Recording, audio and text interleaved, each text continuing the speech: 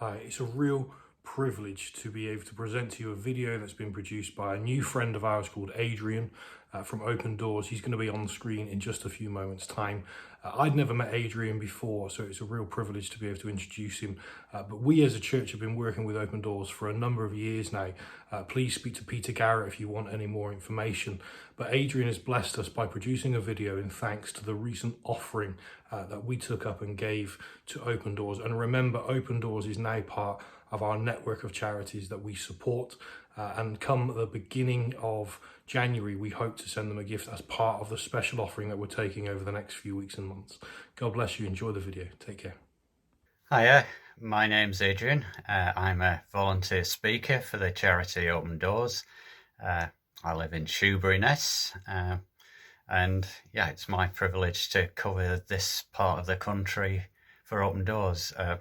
Obviously, at the moment, in terms of doing speaking engagements, it's quite challenging because of the current situation, but we're all in that situation, not just in South Essex, but around the world. And I'll talk a bit more about that later. But before I do, I just want to say thank you so much for your extremely generous donation to Open Doors. It is really appreciated. I know that it's a sacrifice for many of you, and yeah, our persecuted family really do appreciate all that you've done for them in making that donation. So yeah, thank you for what you've enabled. So persecution, what is it? It can be a whole variety of things. We tend to think of martyrdom. We saw the awful pictures about 3 years ago of ISIS killing Egyptian workers in Libya. We've seen and heard lots of other terrible things, and that does occur. It's worst in Nigeria, where literally thousands of people are being killed each year, Christians, by Boko Haram and Fulani herdsmen in particular. So you can definitely pray for our brothers and sisters in that. But persecution is a whole range of things. And in the current environment of coronavirus that we're all going through, lockdown creates huge difficulties. So in countries like Syria, where so many people are out of work anyway, those that are in work, it's made things even more difficult. So access to medicines, access to food, basic necessities.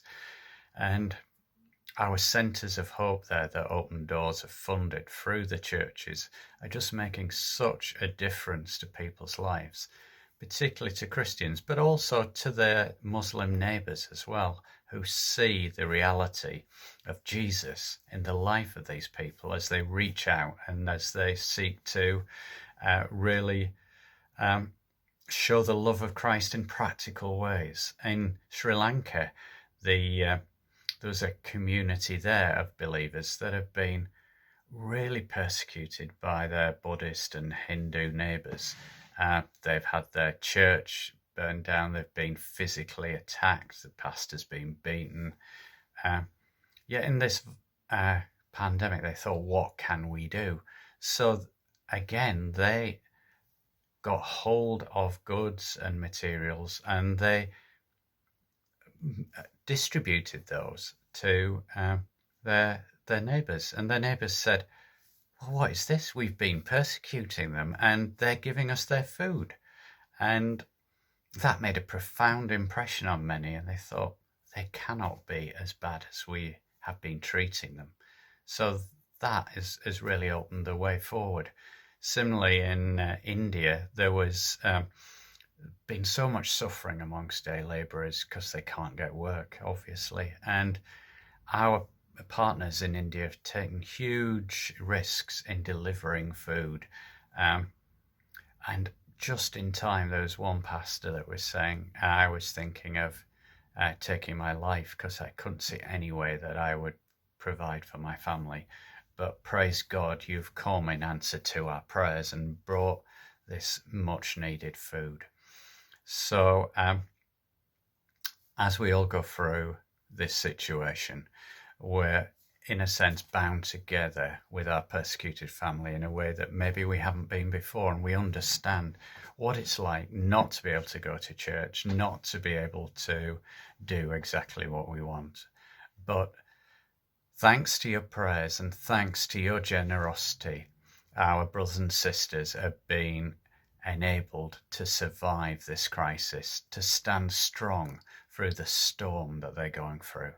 So once again, I want to thank you so much, and don't give up your prayers, don't give up advocating for our persecuted family. Thank you so much.